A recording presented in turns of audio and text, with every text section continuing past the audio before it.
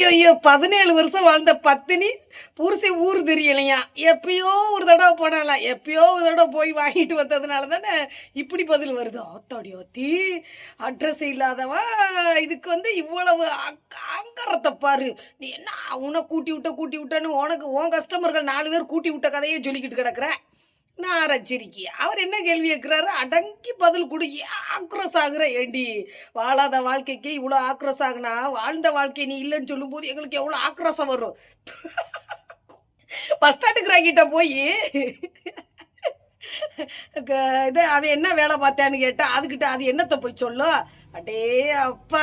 முன்னெல்லாம் சொத்து 150 கோடி அப்பு, 150 கோடி கிடந்துச்சு. பூரா குடிச்சு காலி பண்ணிட்டாங்க. அடே அப்பா! இந்த அக்கா போகையில இருந்துச்சா, இந்த அக்கா விட்டுட்டு வந்து ஊர் மேய போச்சா. நம்பிட்டோம்.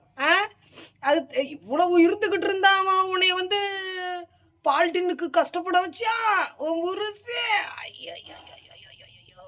இம்புட்டு வசதி இருந்துதான் உன்னை கூட்டி விட்டானா? அடாடாடாடாடாடா! 150 கோடி அப்பு, 150 கோடி அப்பு. புரோக்கர்னு சொன்னா அதுக்கு இந்த அக்கா அர்த்தமெல்லாம் சொல்லலாம். வீட்டோட கூட்டி விடுறாங்கன்னு சொல்லும் போது அப்ப நீ என்ன அர்த்தத்துல சொல்ற? வேசி. அதனால உன்கிட்ட இருந்து இந்த வார்த்தை தான் வரும் என்னைக்குமே.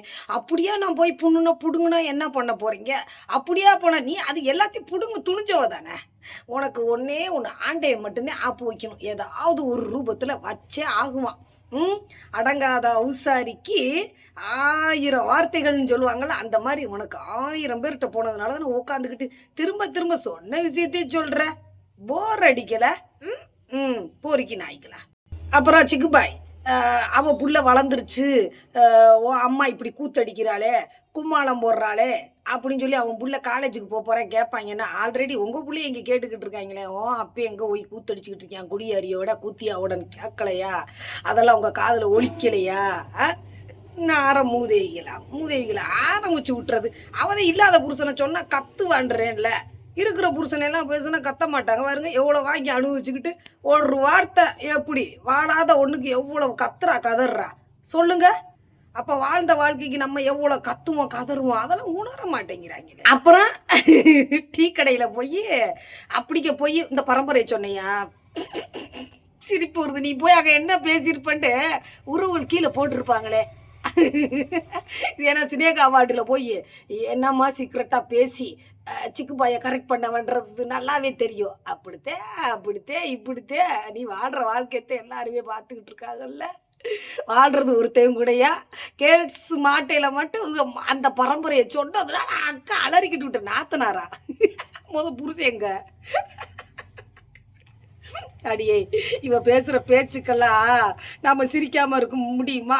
இதுல இந்த கூத்தியா கூட்டங்கள் பூரா சிரிக்காத எங்களுக்கு கீழே சாமான்லாம் எரியுதுங்கிறாள். அடி தீப்பு உனக்குத்தே தீப்பு குட்டியா குட்டின்றெல்லாம் மாத்திரு தீப்பு கூத்தியா. உனக்கு ஒண்ணு சொல்றேன் கேட்டுக்கோ. எண்ணம் போல் தான் வாழ்க்கை. ஆமா, அவ அடுத்த புருஷனை ஆட்டையை போடணுன்ற ஒரு வாழ்க்கை, அவ எண்ணம் போல வாழ்க்கை வாழ்ந்துகிட்டு இருக்கா.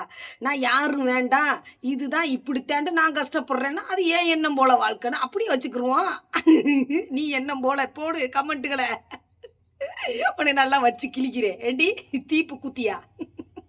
நல்லா இருக்கா அந்த பேரு?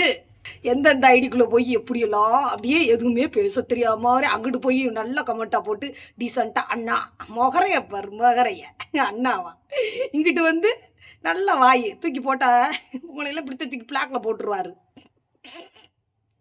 பொறுக்கி முண்டைய கூத்தியாளுக்கு என்ன கூவுறாங்க கூட்டா. கூத்தியாளுக்கு இந்த கூட்டம் கூவுனா நமக்குலாம் எம்பூட்டு கூட்டம் கூவும்.